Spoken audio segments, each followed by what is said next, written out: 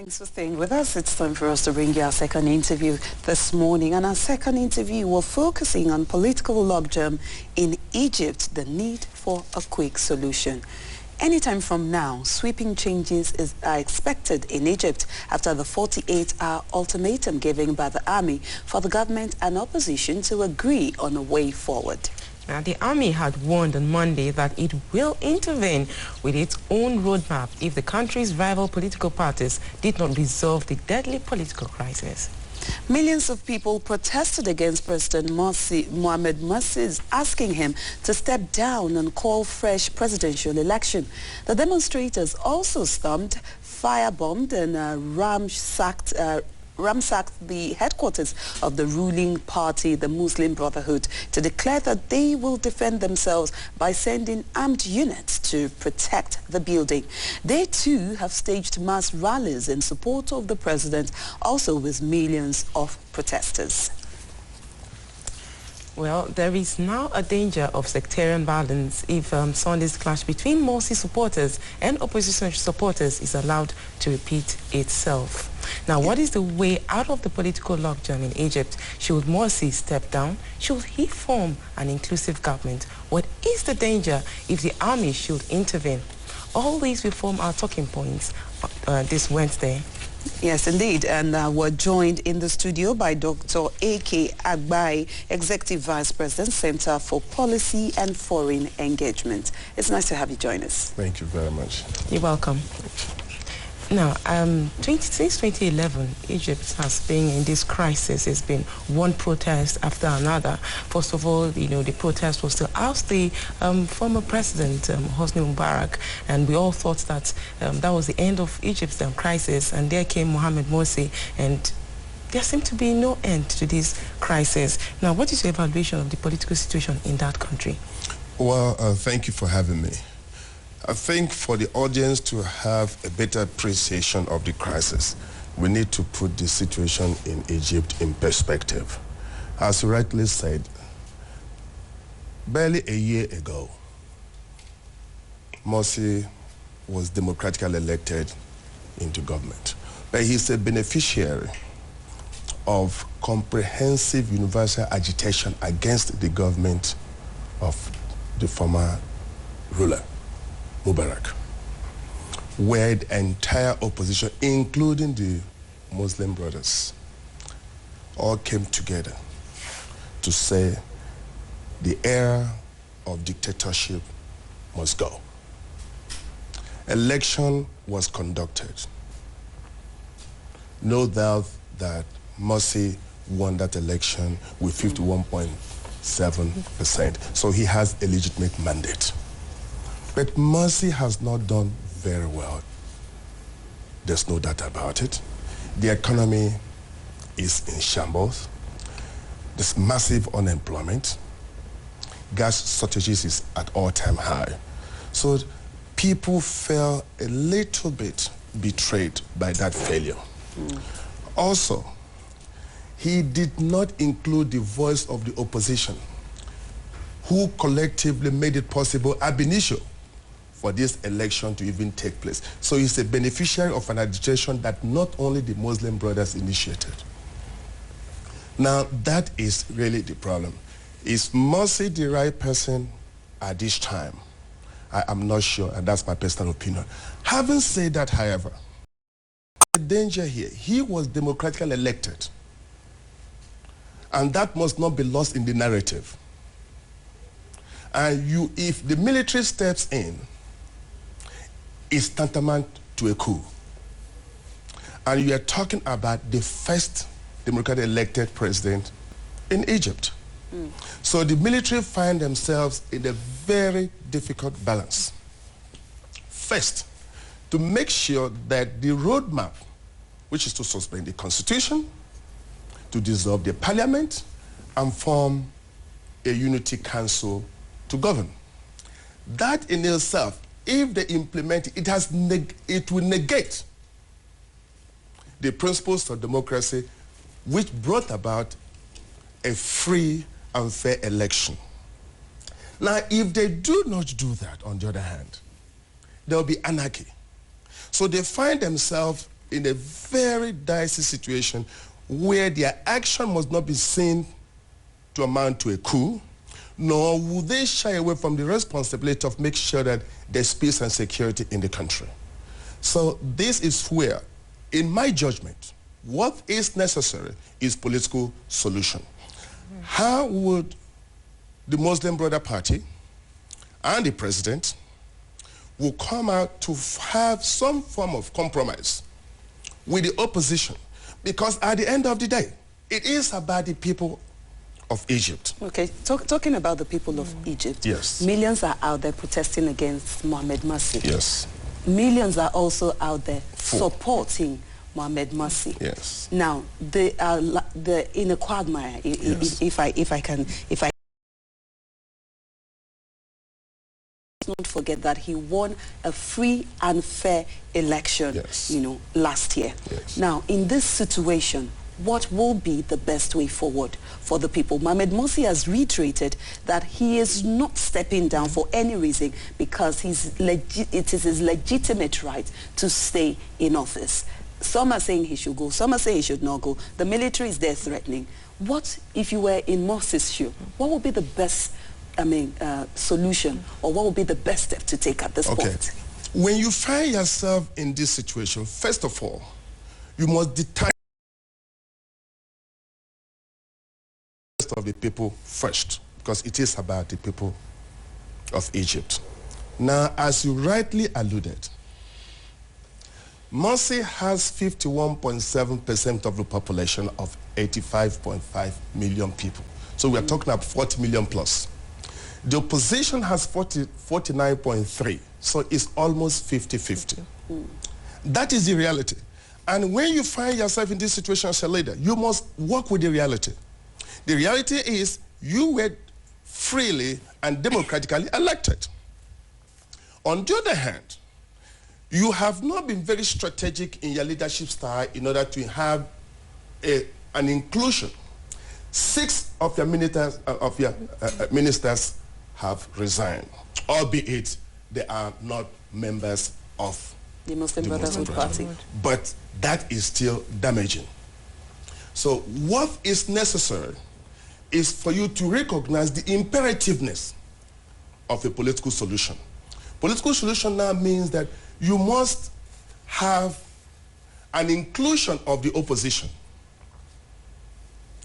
If need be, concede some of your powers and form a government of national unity.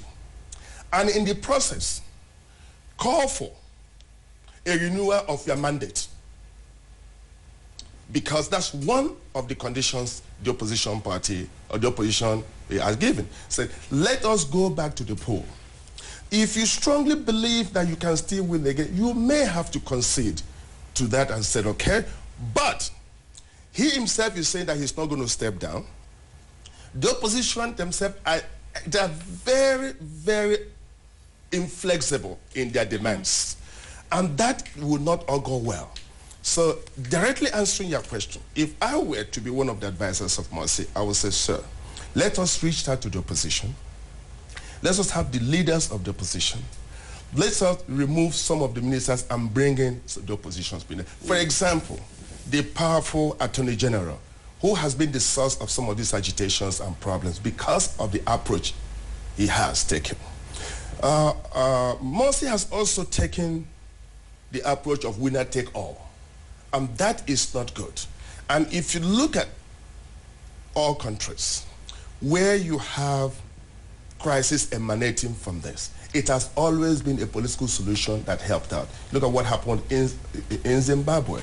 Mugabe was forced into including Morgan Tsvangirai into it.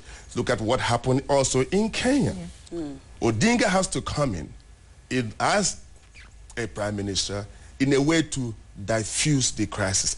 In that light, it may not negate the principles of democracy if it recognizes the inevitability and the necessity to bring the opposition as a way to at least appease the demand, because the economy of Egypt has come to a halt, and that is not good. So a leader has a responsibility when you find yourself in this situation. You say, what can I do in order to address the needs of... At the end of the day, it is not about Morsi, it is about the people of Egypt.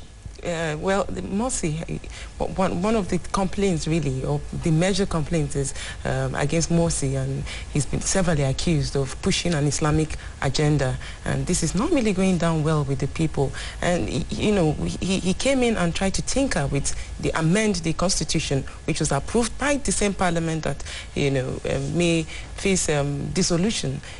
So why do you think that at this point people are agitating, considering that after the elections, yes, he's democratically elected, but there was a referendum afterwards, based on the same agitation against the constitution. And what's the implication of all of this? After the referendum, the Islamic agenda was actually promoted. That means the Muslim Brotherhood, supported this same constitution. Why do you think that there is still so much agitation? That is a very good point. Now, there's a clash of religion and ideology. Morsi and the Muslim Brotherhood represents the religious aspect of that agitation. The opposition, being a secular group, represent the ideological. And that clash. Morsi is not being sensitive, which is the point, to the fact that what made it, the instrumentality that made it possible for him to emerge as a president was because there was an election. And that election was also possible because all these people came together to form a force in order to oust Mubarak. So to push an Islamic agenda,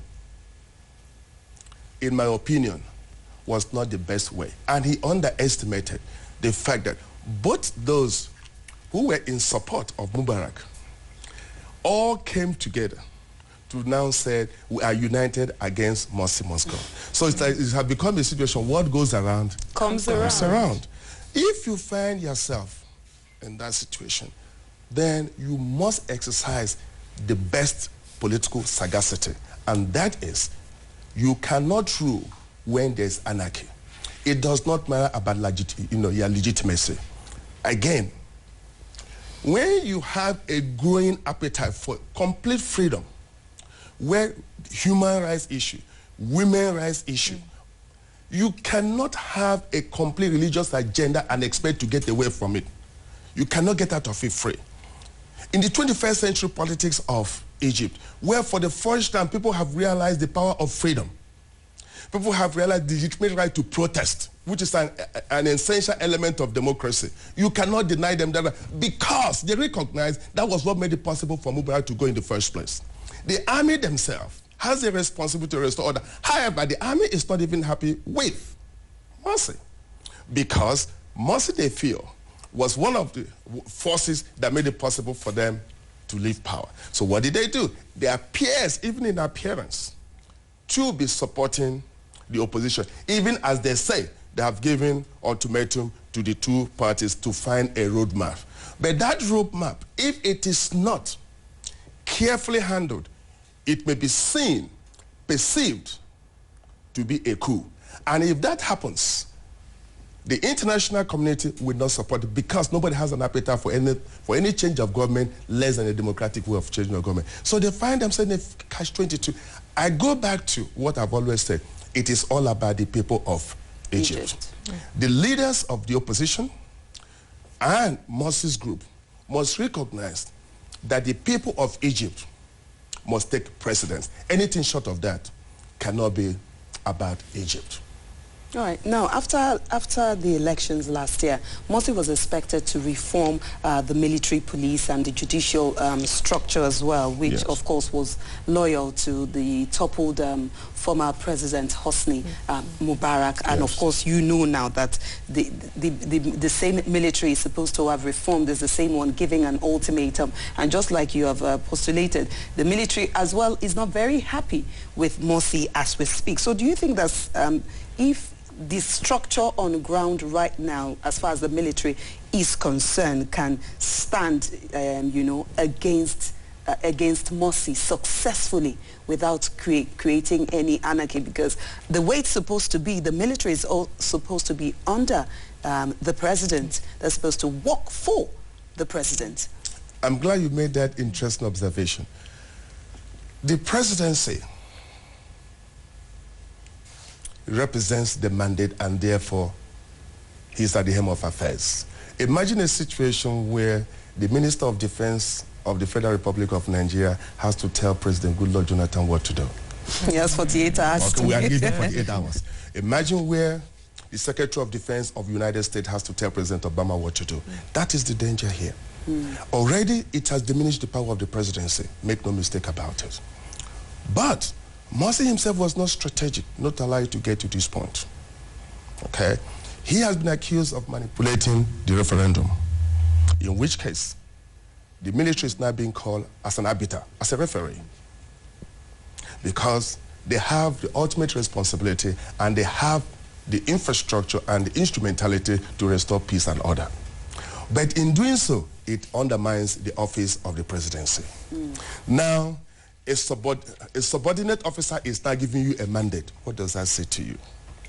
So what you really need to do quick is to regain that perception of power and take over control by you yourself initiating what they want to initiate. Because they are saying that they will give a roadmap. You come up with a roadmap of yours that is superior to what they have given us. Okay, because of the people of Egypt, I'm going to concede my power, because at the end of the day, you voted me. And I'm here to serve you. And if 50% of you rejects what I am doing, I am going to call for an early election myself, and I will submit myself for a fresh mandate. That will take a superior argument. And then it will make what the military wants to do back to their control. If you do not do that, and the Constitution is suspended, the Parliament is dissolved, the Council of Elders come up, in which case your power has been diluted, and in its impotency, you can no longer be said to be the president. Well, if you monitor the crowd, the protesting crowd for and against Morsi, yes, you discover that the Muslim Brotherhood has a massive, gathering, yes, of people, when you compare with the opposition, which is quite instructive. The Morsi won the elections by over 50%, yes, and of course, although also was able to pull through at the referendum. And then one would begin to wonder: do you foresee, or do you see any foreign interest in this Egypt's political crisis? Of course, yes. Make no mistake about it. The Muslim Brotherhood has been a long-time political party since 1928. So they understand how to engage in protest. They have been in the opposition almost all the entire political lifespan of them. You do not underestimate them. They are very militant. They understand the terrain. And that is the danger there. And that's again where the military is being extremely very careful, because you cannot underestimate those who are for Morsi. Having said that, when you talk about the foreign interest, of course, foreign policy of any nation is dictated by a core national economic interest. There are nations that are interested in what is going on in Egypt. United States, for example, has serious security interest in Egypt. Israel has a serious security interest in what is going on there, because if it's not properly handled, it will spill over. The Golan Heights, if the situation is not handled properly, it has serious security implications. Jordan, and that is why, apart from the fact that it poses serious security implication, it also has economic implication. Because if it gets to that clash, a sectarian clash, as is being predicted now, it will now lead to exodus of people living. And where would they go? They go to nearby countries. The economy already suffering, because tourism, which was almost 38% of the source of income, has suffered. You will now have a situation where there's a clash of sectarian interest of different people, religion, against those who are for ideological change in Egypt. I have always advocated for leaders to be very careful at a stage in their nation's history where they must detach themselves and think about what is important for the people. This is a challenging time both for the opposition and Morsi. They must rise above their political interests and think about the people because it has serious implications. This is the first time you have an opportunity to have a democratically elected government. How you handle it we constitute a precedent. The danger here, if Morsi is now ousted, what makes you not think that the next person that will come, the Muslim brothers the same, can muster enough opposition and also do the same? It will become a vicious circle. All right. Now, on Tuesday, Mohamed Morsi said that he is going to defend the legitimacy of his elected office with his life, and urged people to reject challenges to the legal order. Now, Morsi is saying, you have said that leaders should always remember that it's about the people and not about them. Yes. Now, Morsi is saying that I'm not going anywhere. I'm going to defend this office with my life. If that happens, if push comes to shove, what step do you think that the people would have to take to make sure that a democracy, an ideological democracy, which is, of course, supported by the people, is what will stand in Egypt? If anybody would tell me that there's a solution short of political solution, the person is engaging in naivete. What must be the way forward is a political solution, meaning Morsi must recognize that he cannot occupy that office in the way he has, meaning winner take all. The opposition themselves must understand that the fact that this man was democratically elected and you cannot take him out in a manner that may be perceived to be a coup. Because if you do that, the next person also stands the risk of being treated the same way.